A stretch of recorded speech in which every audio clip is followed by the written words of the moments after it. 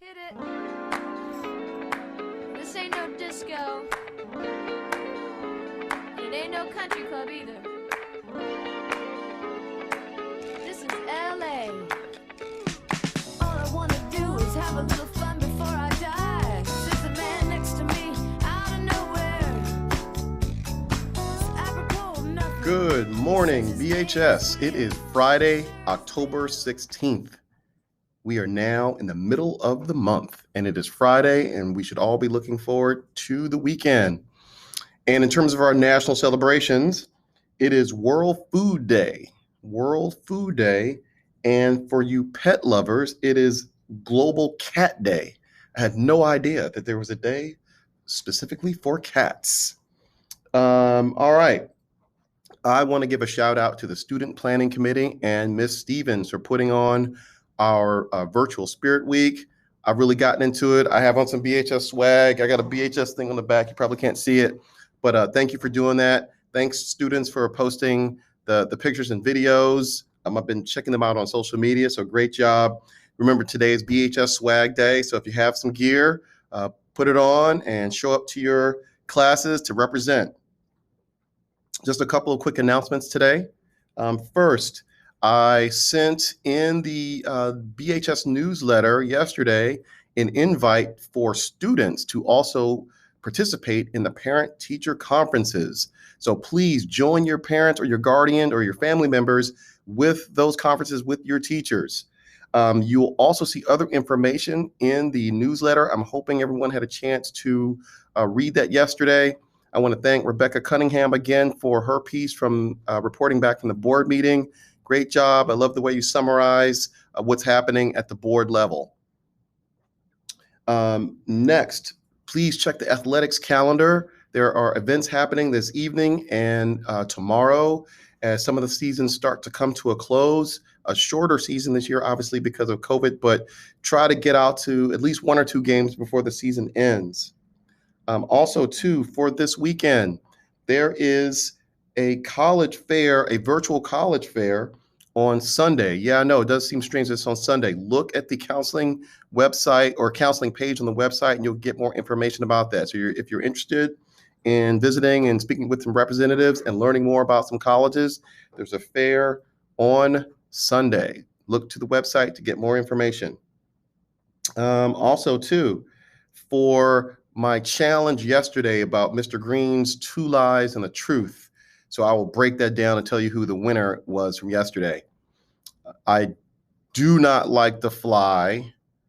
So that was one of the lies that said that I like to fly. That's out, but I'll do it if I have to. The other one was that I was a surfer in California. That's not true. I tried to surf a couple of times when I lived in South Florida when I went to high school. Let's just say it didn't really work out. So that was a lie as well. And so the truth is that I did work in the Empire State Building in New York City from 2000 to 2001. I worked on the 47th floor for Reverend Jesse Jackson and the Rainbow Push Coalition. I was a writer and a researcher for the organization, and that was a great job and a great experience. I'll tell you more about it on another day. So the winner who guessed right was Nang Ateni. Nang Ateni, you are the winner. Great job. How did you know? I don't know. I don't know. You just have insight. Great job. Great. I hope everyone had a chance to watch the video clip that I included yesterday. Please email me your thoughts on it if you have any. I thought it was pretty inspirational. A couple of teachers reached out to me to say that they enjoyed it. So I want to hear your thoughts on how your why can lead to your what. And to end today, I want you to extend out what you saw in the video clip yesterday. And something that I took from that video clip was about the fact that sometimes we have these inner talents that we're either unaware of or afraid to share with folks. And you need to let that shine. We all have talents and we all have the ability to be leaders, which is why I'll leave you with this next clip about everyday leadership that we all have. So please enjoy the clip that we're going to add to the end of this video. Have a great Friday and enjoy your weekend. Let's go Seahorses. How many of you are completely comfortable with calling yourselves a leader? See, I've asked that question all the way across the country, and everywhere I ask it, no matter where, there's always a huge portion of the audience that won't put up their hand. And I've come to realize that we have made leadership into something bigger than us. We made it into something beyond us. We made it about changing the world. And we've taken this title of leader and we treat it as if it's something that one day we're going to deserve. But to give it to ourselves right now means a level of arrogance or cockiness that we're not comfortable with. And I worry sometimes that we spend so much time celebrating amazing things that hardly anybody can do, that we've convinced ourselves that those are the only things we're celebrating. And we start to devalue the things that we can do every day. And we start to take moments where we truly are a leader, and we don't let ourselves take credit for it, and we don't let ourselves feel good about it. And I've been lucky enough over the last 10 years to work with some amazing people who have helped me redefine leadership in a way that I think has made me happier. And with my short time today, I just want to share with you the one story that is probably most responsible for that redefinition. I went to a school on a little school called Mount Allison University in Sackville, New Brunswick. And on my last day there, a girl came up to me and she said, "I remember the first time that I met you." And then she told me a story that happened 4 years earlier. She said, "On my day before I started university, I was in the hotel room with my mom and my dad, and I was so scared and so convinced that I couldn't do this, that I wasn't ready for university, that I just burst into tears. And my mom and my dad were amazing. They were like, 'Look, we know you're scared, but let's just go tomorrow. Let's go to the first day. And if at any point you feel as if you can't do this, that's fine. Just tell us, we will take you home. We love you no matter what.'"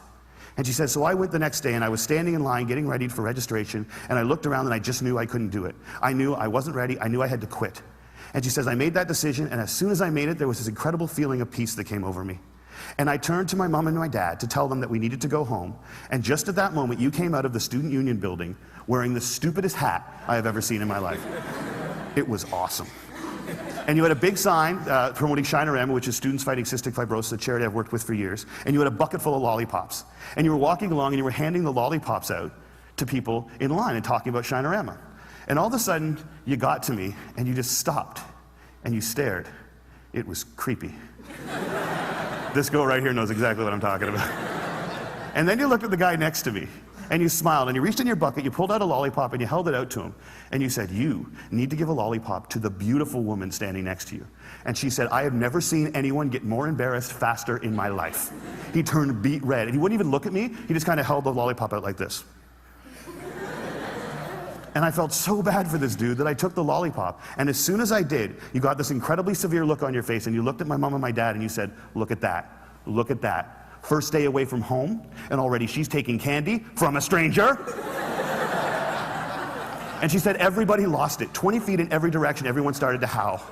And I know this is cheesy, and I don't know why I'm telling you this, but in that moment when everyone was laughing, I knew that I shouldn't quit. I knew that I was where I was supposed to be, and I knew that I was home. And I haven't spoken to you once in the 4 years since that day, but I heard that you were leaving. And I had to come up and tell you that you've been an incredibly important person in my life, and I'm gonna miss you. Good luck. And she walks away, and I'm flattened. And she gets about 6 feet away, she turns around and smiles and goes, "You should probably know this too.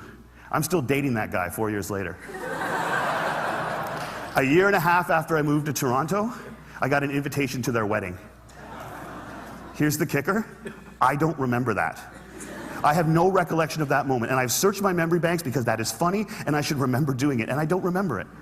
And that was such an eye-opening, transformative moment for me to think that maybe the biggest impact I'd ever had on anyone's life, a moment that had a woman walk up to a stranger 4 years later and say, "You've been an incredibly important person in my life," was a moment that I didn't even remember.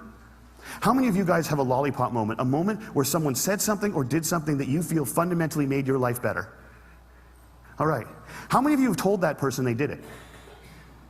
See, why not? We celebrate birthdays where all you have to do is not die for 365 days.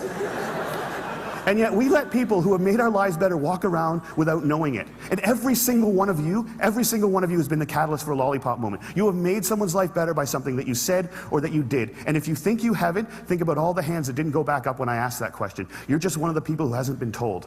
But it is so scary to think of ourselves as that powerful. It can be frightening to think that we can matter that much to other people. Because as long as we make leadership something bigger than us, as long as we keep leadership something beyond us, as long as we make it about changing the world, we give ourselves an excuse not to expect it every day from ourselves and from each other.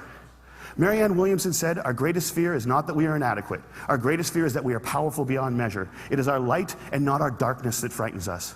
And my call to action today is that we need to get over that. We need to get over our fear of how extraordinarily powerful we can be in each other's lives. We need to get over it so we can move beyond it. And our little brothers and our little sisters, and one day our kids, or our kids right now, can watch us start to value the impact we can have on each other's lives more than money and power and titles and influence. We need to redefine leadership as being about lollipop moments. How many of them we create, how many of them we acknowledge, how many of them we pay forward, and how many of them we say thank you for. Because we've made leadership about changing the world, and there is no world. There's only 6 billion understandings of it. And if you change one person's understanding of it, one person's understanding of what they're capable of, one person's understanding of how much people care about them, one person's understanding of how powerful an agent for change they can be in this world, you've changed the whole thing. And if we can understand leadership like that, I think if we can redefine leadership like that, I think we can change everything. And it's a simple idea, but I don't think it's a small one. And I want to thank you all so much for letting me share it with you today.